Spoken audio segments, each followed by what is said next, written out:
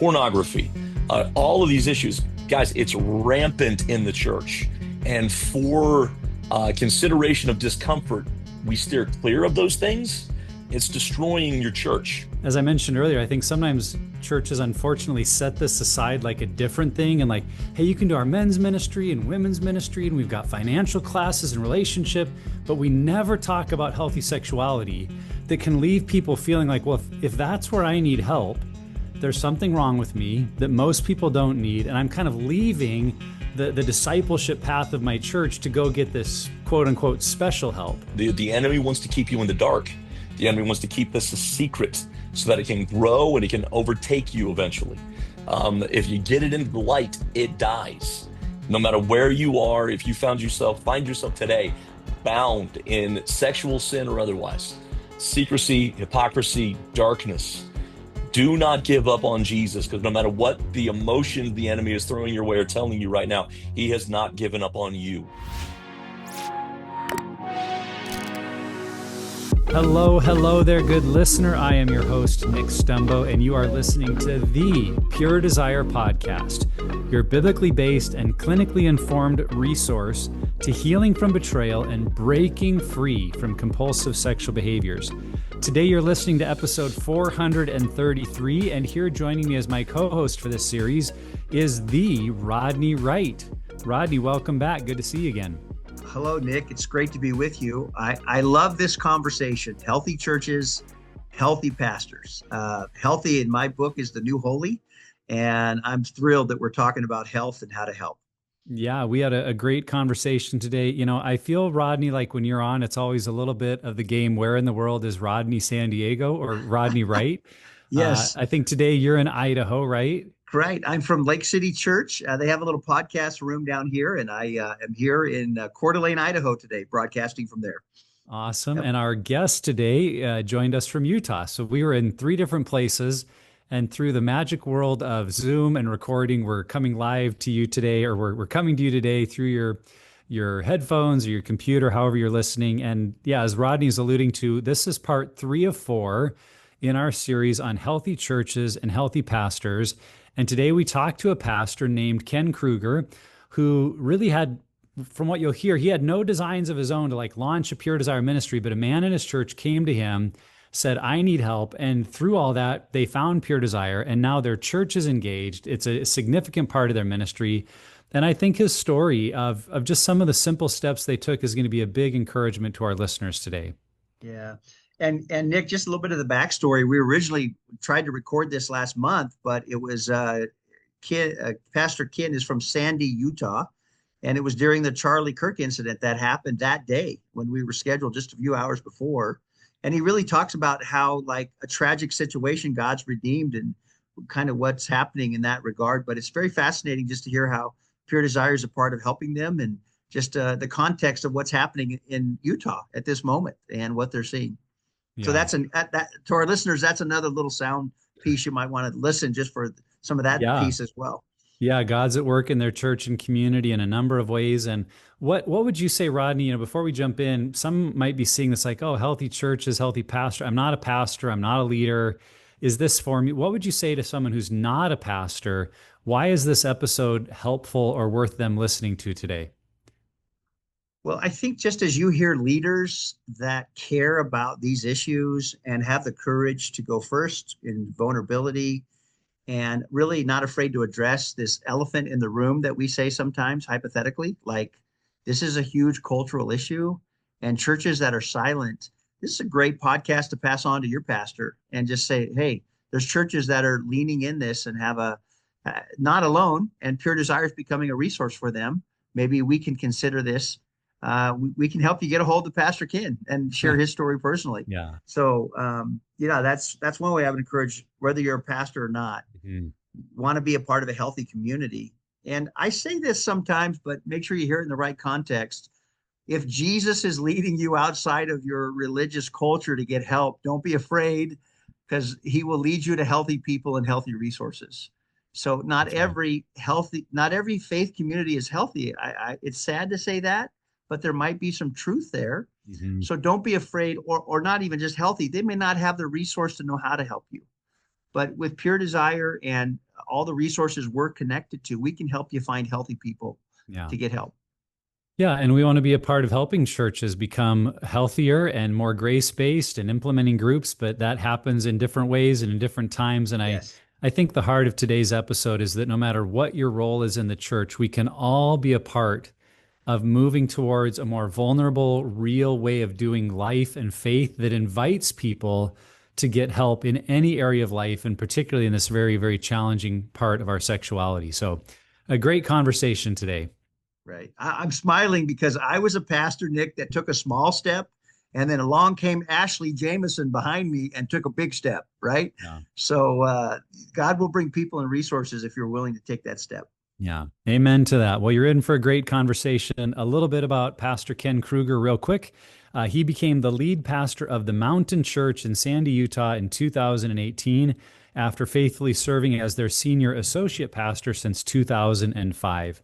He and his wife, Christine, are passionate and dedicated to serving the body of Christ and being used to facilitate true relationships within their church body. And we found out today that they are the parents of twins, a boy and a girl. You'll hear a bit about that. And he loves seeing lives forever changed through the love of Jesus.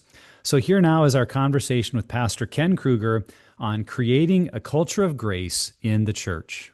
Pastor Ken Krueger, welcome to the Pure Desire podcast. Good to have you on today. Good to be here, gentlemen. Thank you so much. We are really looking forward to this conversation because I think at a church level, so many of our listeners are asking the question, what can I do to help my church become a safe place, a grace-filled place for people to find healing and freedom? And many churches, for any number of reasons, are challenged to have that kind of a real grace-based culture. So we're going to talk about that today. But before we jump in, you're new to the podcast, so just tell us a little bit about yourself, your church, and why you decided to be a part of today's conversation. Yeah, absolutely. Well, I've been a church kid my entire life. My father is a minister. Matter of fact, he pastored the church that I now pastor for 32 years by the time he retired. I was his staff member before that he retired, and then I've been in the lead chair here for 7 years now, since that day. And yeah, I've been extremely benefited by and have seen tremendous results with Pure Desires ministry in our church. A number of years ago, a very trusted and loved brother of mine who actually now sits on my deacon team came to me with some struggles, and I was walking through accountability counseling with him, and at some point, I think it's even part of something that that Pure Desire really acknowledges. He brought in his wife into the conversation, asked me to be a part of that meeting. And she was the one that found Pure Desire. She's a pretty heavy roller with this, and she's just like, all right, we're going to get him the help he needs. And so she far surpassed the help that I had been giving her husband for a year and a half leading up to that, and found you guys. And now that gentleman is the facilitator. He's the Pure Desire lead at our church, and he has helped out scores of people with the program. He's done it many, many times over. Lives have been changed, marriage is healed and saved. And I could not be a more ardent proponent of Pure Desire.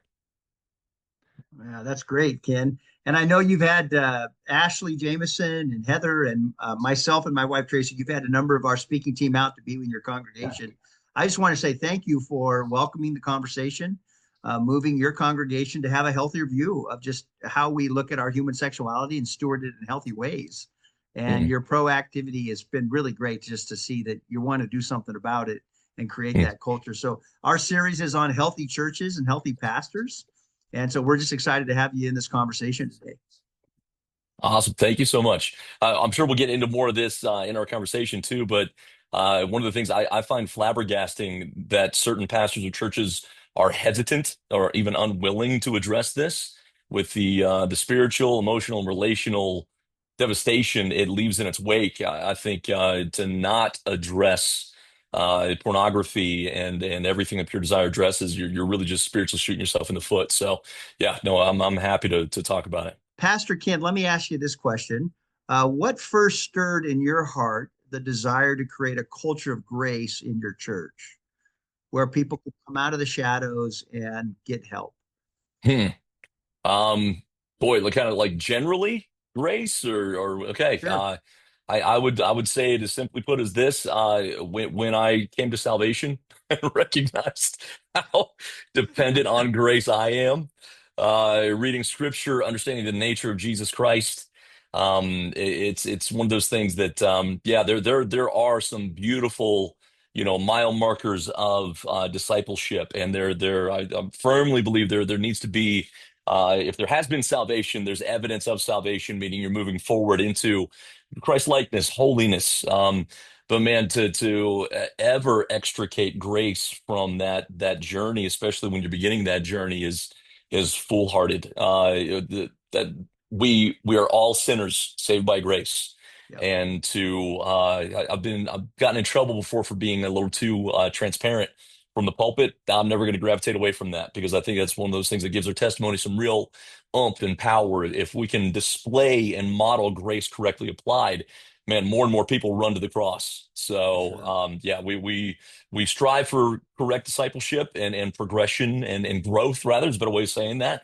But there's got to be abundant grace at every turn with this whole journey. I was going to say, I remember in my journey as a young pastor, one of the quotes or sayings that really impacted me was the idea that people who were nothing like Jesus liked Jesus.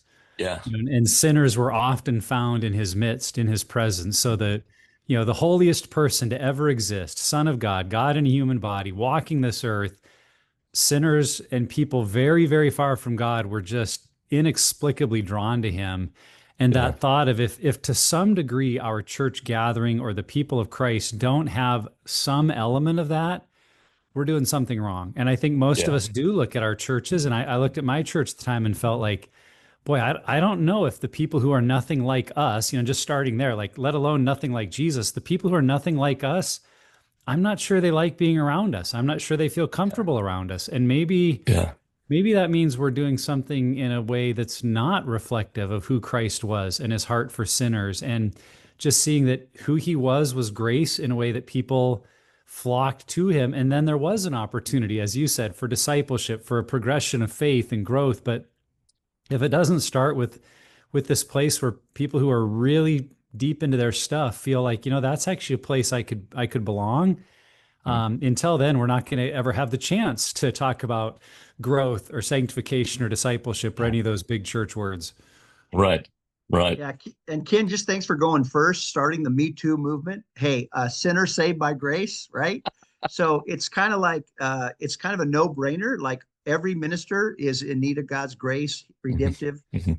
The Apostle Paul, every follower of Jesus. So thank you for your vulnerability. It's really our superpower in Yeah, sharing in a way that leads other people to know, hey, you have this disease in your heart called sin too, and there's a yeah, great physician that wants to help us, like he's yeah. helping me. And so Absolutely. thank you for creating that culture that just says, I've needed help too, and God's helped me. So that's really beautiful. Yeah, yeah. Absolutely, man. Thank you. So I think for all of us, if we're being honest, there's a part of us that wants to just, look good, look nice, turn to your neighbor and say, good morning, I'm fine, you're fine, everyone's fine. And kind of to be in that church culture where we don't go to those honest, deep places. And so, because of that, what challenges have you faced as a pastor in moving people towards a real, vulnerable, real grace based kind of way of doing church versus just a performance based, we're all fine kind of Hmm, way of doing things? hmm. Challenges, boy.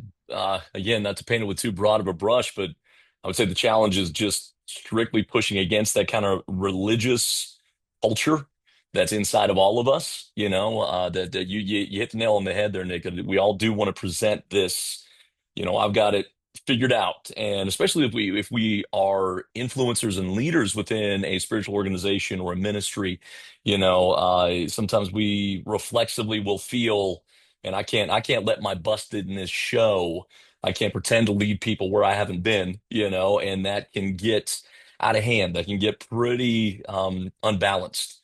Where next thing you know, man, hypocrisy is just knocking on the door of your performance there, and so my pushback, and I've kind of already alluded to that, has been to just always be as transparent as I possibly can. I stood in front of our congregation recently, and my wife and I have been married for 17 years, and we adore each other, and we're one of those couples that are, we got our problems just like anybody. But divorce is nowhere near, our mindset. We feel secure in our marriage, and we've worked on that a lot. And this is the thing I admitted to my people. We are currently going to counseling. There are certain things about our communication that we just keep going around the same mountain, and so we just got this place of, man, these little things that blow up into big things over the course of a few days, and it keeps happening. I'm not finding my way out of this, and I'm going to need some help. And I think that's been my weapon against that religious posturing, is to just be really quick to be as vulnerable and transparent as I can be as the father of this house. And I'll say it this way, not that we're perfect in this, but it really has created a culture of vulnerability that Right. everybody's like, hey, if that guy up front can admit that he's going to counseling, like every time I've said that, and we've gone to counseling, I've gone to personal counseling in years past, and I've had people come to me and be like, hey, I had one guy 2 years ago when I mentioned that, he's like, well, Pastor Ken, you just, forgive my language, he goes, you just screwed me over, man. And I'm like, oh, sorry, what do you mean? He goes, my wife elbowed me in the side. He goes, if Pastor Ken could go to counseling, you're going to counseling. And Suddenly, so it's just counselors like, all over your area were getting phone right, calls. And yeah, yeah, that's it. Yeah, what you're saying is like it's okay to go get help. It's that quote we Yeah, talk about a lot. Healthy people seek help, and yeah, seeking help is never a sign of our weakness. It's a sign of our wisdom when we go get help. And thank you for leading that way. And I think just another thing, it's okay not to be okay. yeah, I'm not yeah, okay, and I want to right. go get some help for this. And I know you're in Sandy, Utah. I know Mhm, last month there was the Charlie Kirk shooting and the mhm, trauma of that has hit your community where people are not okay because of this yeah, traumatic experience. And so trauma happens in our lives for a lot of us at different ages. And when it's not resolved or processed, it's stuffed. That's when it creates a lot of problems we find. And yeah, so yeah, I know that you've been helping your congregation and those in your community just process and grieve and get yeah, help to work through some of these life's painful situations. yeah. So thank you for modeling that firsthand. Yeah, absolutely. I'm not apologetic, but I just realized I'm wearing my Charlie Kirk t-shirt. I wasn't even thinking that about this interview when I went through this on this morning. But yeah, we've had some really good things come out of that tragedy. Speaking to your point there, Ronnie, that there's a girl that came the Sunday after that happened, and she hadn't been in church her entire life. Growing up in this area, predominantly LDS Mormon, and she goes, when I was a little kid, I had some of this going on, but I saw the footage of that happen, and I knew I needed some help. She was basically describing some PTSD. She's suffering with, and I baptized her last Sunday. And her whole thing getting in the door was just like, I need some help processing Yeah. this imagery. So we're pushing her towards some more professional help that can help her, and also being able to minister to her soul with the gospel in the meantime too. Yeah. one, and what I hear you saying, Ken, and you share stories like that up front from your own life, you're saying we've all got our stuff.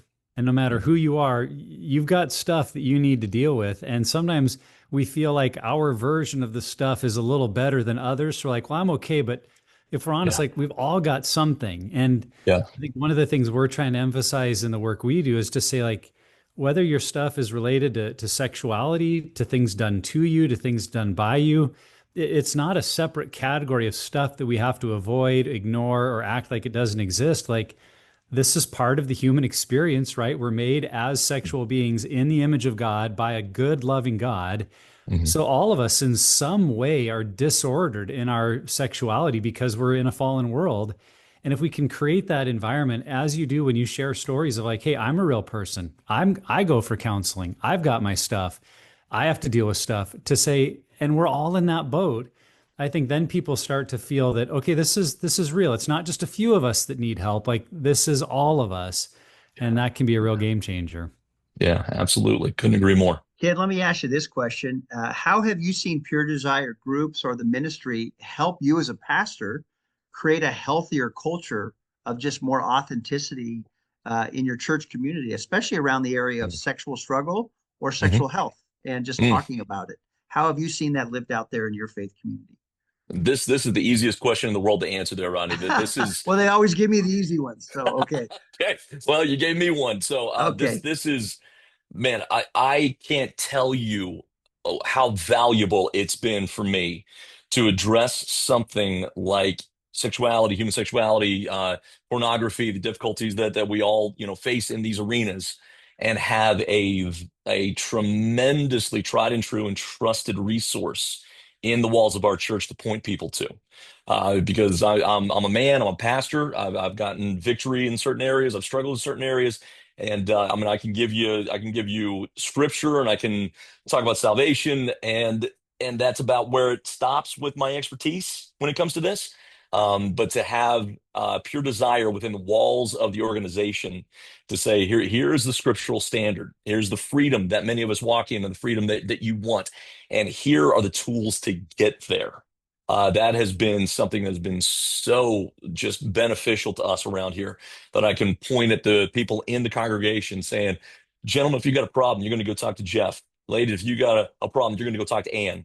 And they've got an ongoing course, discipleship tool for you in this, and to have such confidence in that tool, man, it has been absolutely invaluable to us here. I just got to hear Shanti Feldhahn speak at a Christian Counselors Association meeting, and she talked about the pressure that a lot of pastors and leaders feel that in every congregation you've got like a triangle of people with issues, and you might have those at the top of the triangle that have severe, high level need. You've got the mid level, and then kind of low level, like I just need help or advice.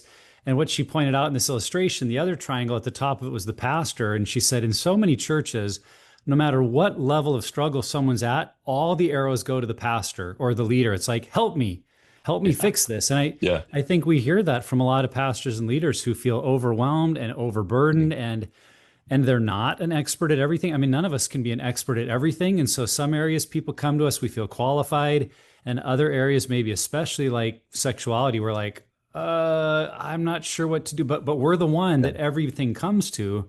And I think Yeah. what you shared is just so much the heartbeat of pure desire, that we want to be that trusted resource, that we're not there to cast vision for you or preach or lead, like all that's what God's called and gifted you to do.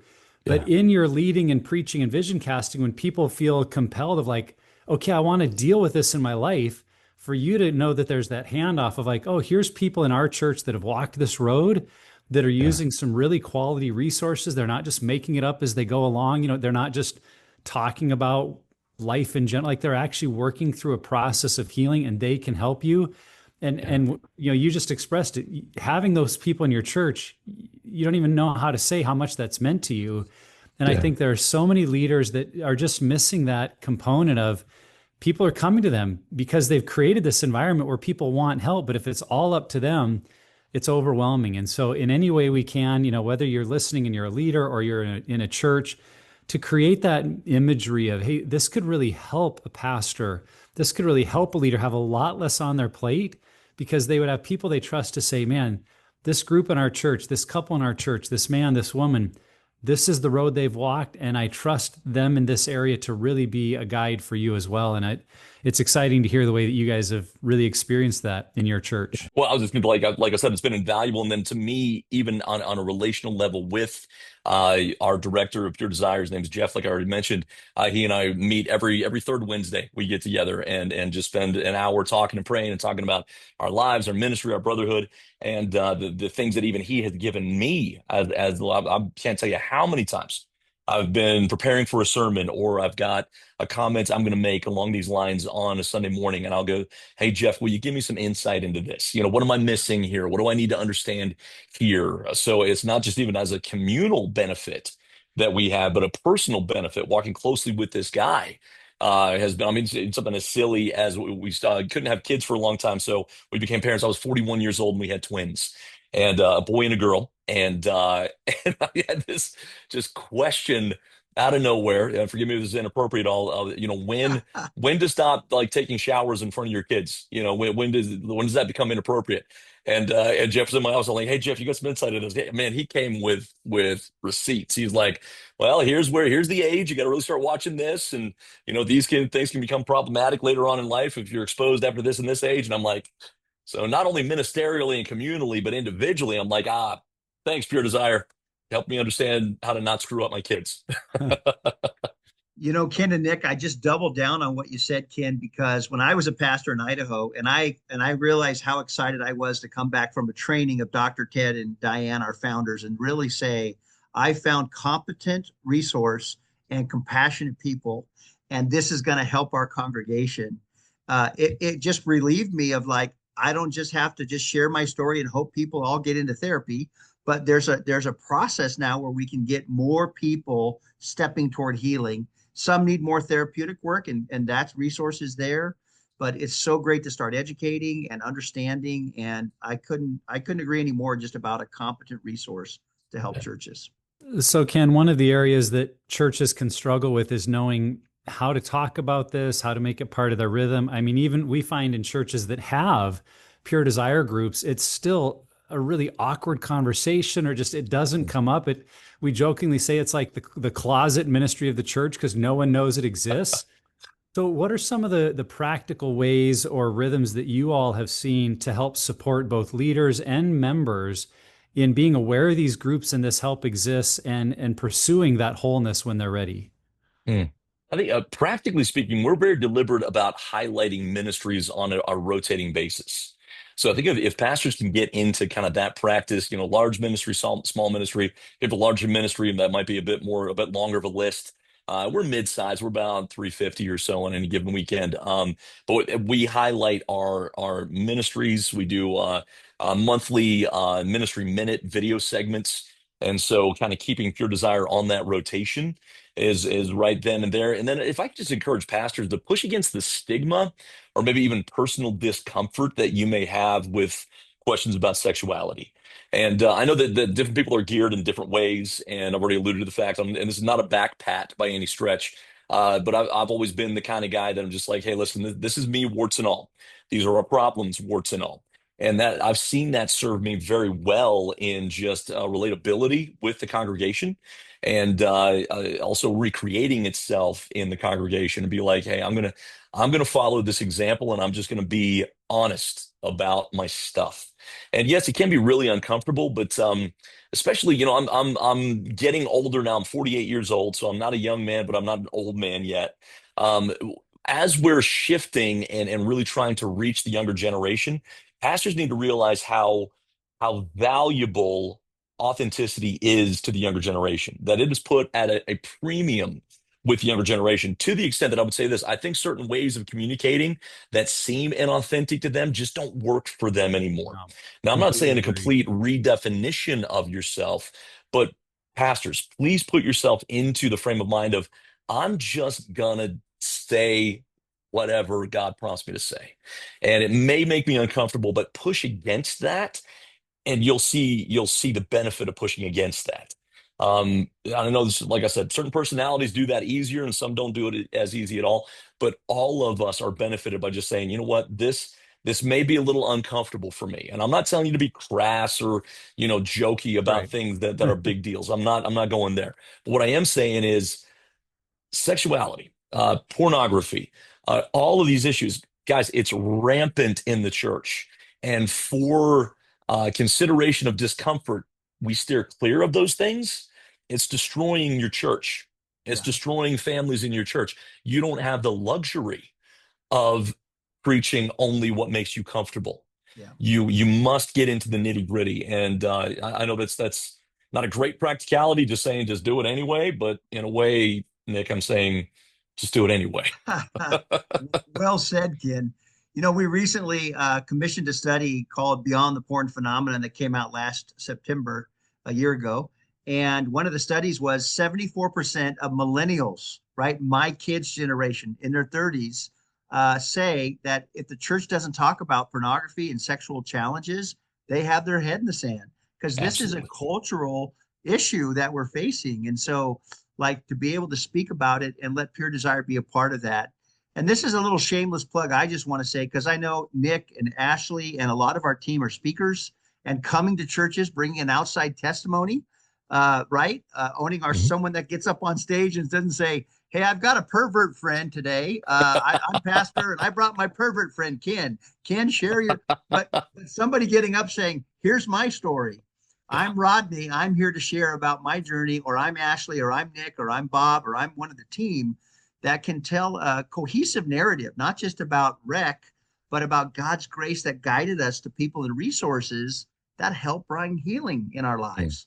Mm. Story has a way, Pastor, whatever of your story you can own, it has a way of, C.S. Lewis says, getting past our watchful dragons and Yeah. opening up hearts to the message of hope, healing, and freedom. Yeah. Yeah. Amen. Amen. I loved what you said, Ken, about making it a regular part of the rhythm of talking about your ministries, because Mm. I think what that underscores for people, sitting and hearing this happen is this is just a normal way that we're all growing and maturing in Christ. And as I mentioned earlier, I think sometimes churches unfortunately set this aside like a different thing and like, hey, you can do our men's ministry and women's ministry, and we've got financial classes and relationship, but we never talk about healthy sexuality that can leave people feeling like, well, if that's where I need help, there's something wrong with me that most people don't need. And I'm kind of leaving the discipleship path of my church to go get this quote unquote special help. Yeah. When that's, as we talked about, like that's not the case. This is just one of the ways that we need to grow. So we disciple people in finances and relationships and all these other areas. And if we think of it as, and we need to disciple people in their sexuality, because in truth, most of us have had far less discipleship and teaching in our sexuality than most of those other areas, and we're in need. And so when a church can say, hey, this is just one of the ways that we're here to help each other grow in Christ, and then when someone, usually confidentially decides I need that group, they don't feel like they're leaving, the body to do it. They're a part of the growth and discipleship of the church body. So I love that you're doing that. And we've said a lot like normalize the conversation. That doesn't mean we're normalizing the behavior. We're not calling it okay and just saying, oh, it's no big deal. No, we're saying we might struggle in this area. And if so, it is normal to get help and be a part of one of our groups. Mm. And when that's into the church culture, I think long term it makes a huge, huge difference. Yeah. Yeah. Absolutely. Dan, another question about story. You mentioned Jeff and Ann, who are such champions, and I've met them. They're wonderful people. And Ann, thank you for the special cough syrup you made me when I was there one year. But story is story of transformation. There's nothing like a story, of somebody saying, "I was blind, but now I see. I Mm. was addicted. I was the betrayed partner." Story is so powerful. Can you just share maybe either personally or within the congregation, just the impact you've seen story help other people, of like, because you're in that audience, you're afraid to raise your hand or admit, I Mm. always say if your right hand offends you, cut it off. No one likes to get in line for that altar call, um, but a story, if I can look at that stage and say, I identify with her or him, has there been a story in your Mm. congregation that maybe has just really been impactful in this arena? Absolutely. Absolutely. Well, I would say along these lines, and first of all, I'm going to completely validate what you say about story. I love, and what Nick was, you said the C.S. Lewis quote, or Ronnie, I forget who said that, but Yeah, Rodney I'm did. 100% there with you. Matter of fact, I've got a dog that I named Clive after C.S. Lewis. So I love that whole, the idea that that story narrative, man, that open testimony is what it is. It Yes. opens up Yes. the mind and the spirit to be ministered to. If I had to pick one out, and I've kind of already alluded to it, I would say Jeff and Amber. That Jeff, who is now our Pure Desire ministry director here at the church, and has been for many years, that he, boy, I don't even know how many years ago, 5, 7, 8, he came to me and said, "Hey, Ken, would you, start walking next to me in this journey? I'm struggling with this. Internet pornography is kind of wrecking me internally. It's wrecking my spirit. It's going to wreck my marriage, and probably like I already said, a year or so after meeting with him, we looped in Amber, his wife. And as difficult as that was an unpleasant meeting, and so much life came out of that. All of a sudden, it wasn't this thing that he was hiding and talking to his pastor about. It was something that we are teammates in this, accountability and prayer. And like I already said, she was the one that found the Pure Desire as a resource. And putting that story in front of our people have given so many other men and women the solace that they're not alone, and the courage to step out like they're seeing their brother and sister having done has unlocked and set them free. Couple after couple, man after man, looking at somebody on the stage and saying, "Oh, he has been exactly where I'm at." that means I can get to exactly where he is. And they've started the journey just from the testimony alone. So, yeah, we're story people around here. We hold these things up and say, I very often say this around this, if he can do it for me, then I promise you he can do it for you. And that's recreated itself over and over again. Yeah. You know, Ken, that was very much our story for my wife and I. We did Pure Desires counseling journey for my own issues in 2010. And at the end of it, when my counselor was strongly encouraging, hey, you're ready to tell your church. And I'm like, I don't know if I want to open this door. That feels messy and awkward. And you know, his challenge was, if you don't share your story, how many men in your church will think, well, Nick has it together. I can't talk about this. And they'll just stuff down their issue deeper and continue to struggle. But if you're open and you're the pastor, how many people will walk through that door? And so, you know, with that encouragement, we shared our story. And that was exactly what happened is people said, if you can be our pastor and you can own that part of your story, I know it's safe for me to do the same. And I Yeah. could have, you know, Yeah. I could have preached on pornography for 50 weeks in a row. I could have preached on grace about it for 50 weeks in a row. And I bet I wouldn't have had the response we did after one weekend of Yeah. saying, this is my story. God is redeeming it. And we'd like to start this ministry in our church. And the Yeah. number of people that Yeah. just voluntarily over the next few weeks came forward saying, I need that help too. Can you tell me more? It Mm. was incredible, but it started in people hearing the safety of someone else's story. And yeah, Yeah. if I could ask you a follow-up question to that, one of the other things, Rodney, you know, mentioned this report that we did with Barna called Beyond the Porn Phenomenon. And in it, people were asked, you know, who do you feel comfortable going to if you struggle with pornography? And even among the people who acknowledged they had some level of struggle with pornography, only 11% said they would feel comfortable going to their pastor. And so Yeah. I'm curious, you know, that feels to me like shockingly low. And it's like kind of a sad Yeah. statement about pastors, I think, in our world, how they're perceived by a lot of people. What do you think it was for Jeff that made him feel safe to come to you? Or maybe I'm asking you to Mm. brag about yourself a little bit.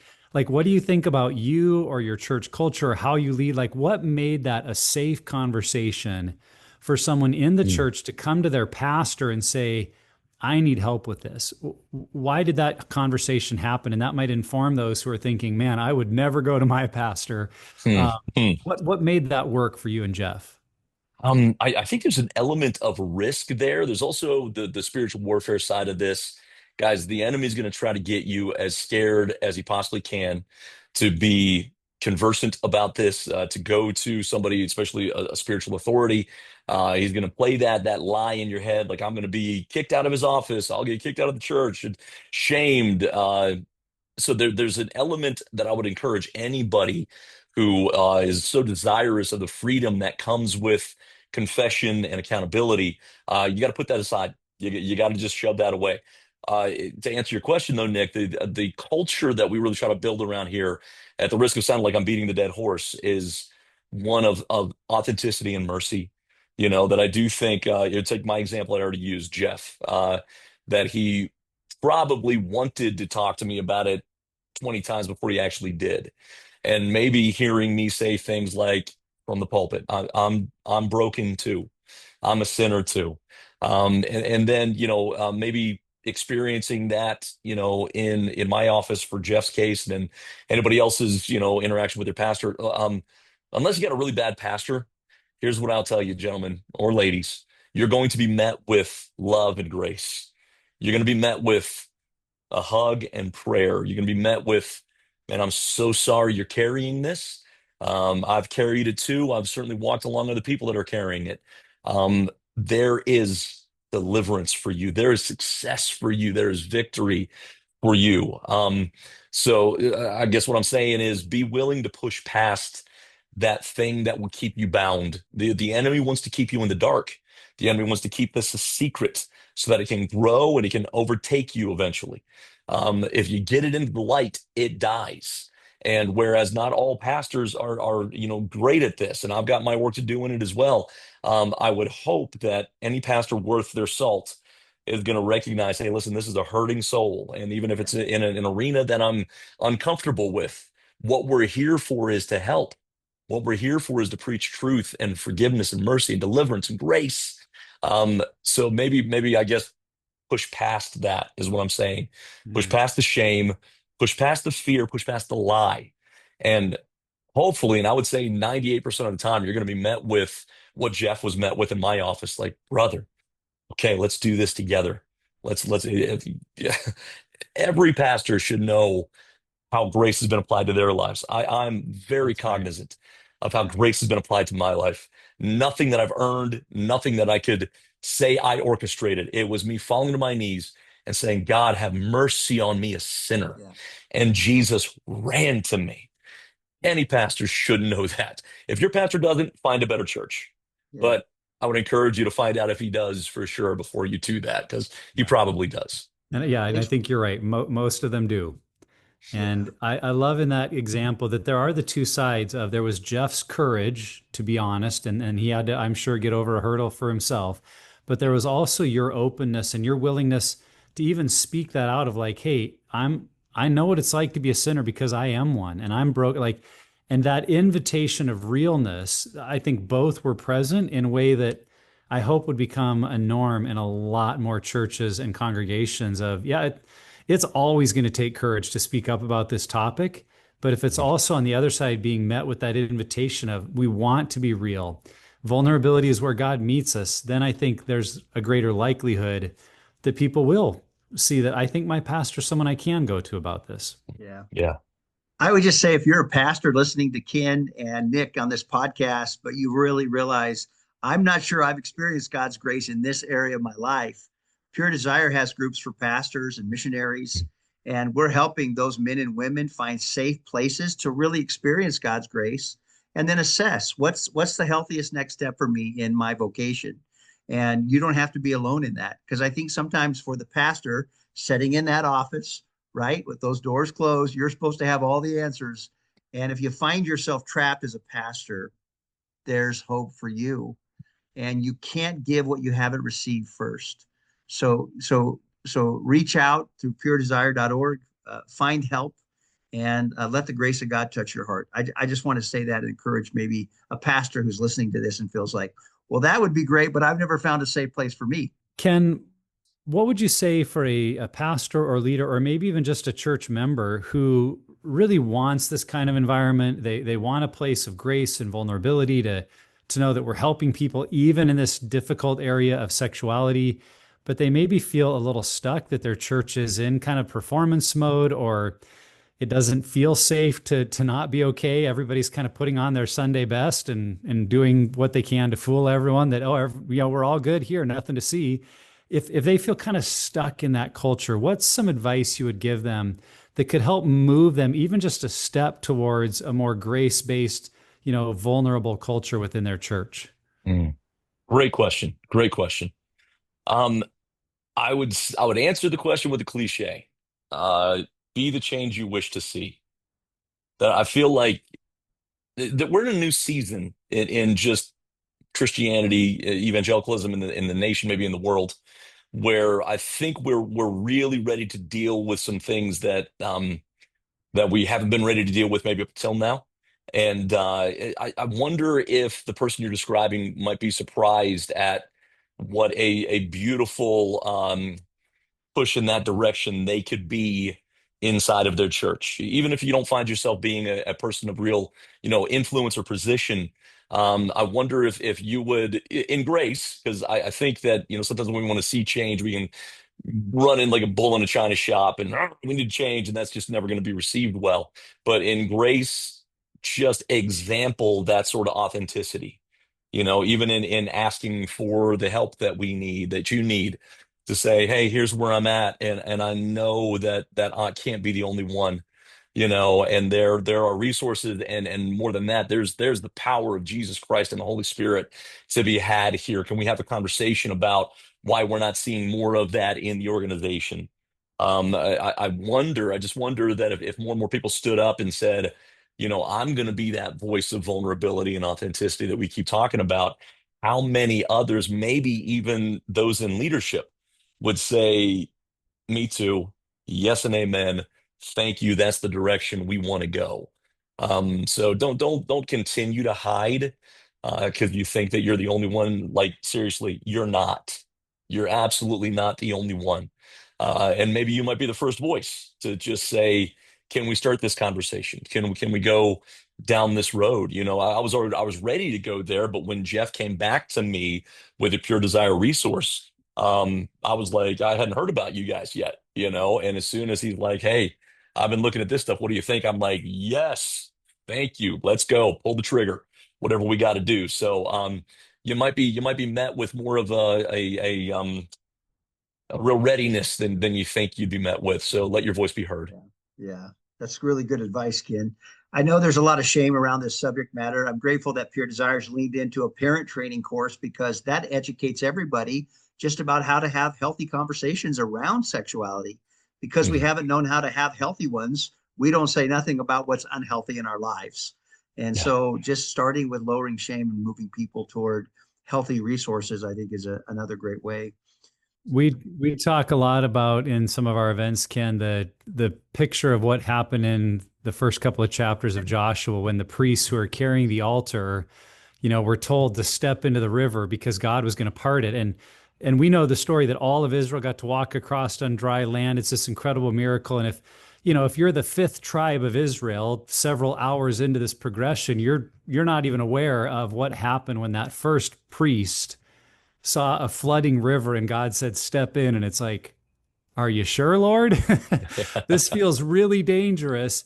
But they stepped in and God did a miracle. And I think that's what you're saying, that whatever our position is, whether we're a pastor or someone within the church, if we feel God's nudge saying, step in, be open, tell your story, be real, and that water might look dangerous, but God will meet us and lead us. And so often something happens that we pave the way that others get to start telling their story, finding help, and now it becomes easier. But someone up front had to go first, had to lead the way and give others that gift. And if you're listening to this podcast, again, whether you're a pastor or someone within the church, just a concerned church member that wants to see change happen, you may be that person. And we're here to support you. We're here to give you tools. We're here that you don't just go in, swinging blind, but that you're really communicating in a way that helps share your story authentically and yet not overshare. Like we can help with all that, but we can't take the step for you. Someone has to go. Someone has to make that move. And I think you've encouraged them so well, Ken, to say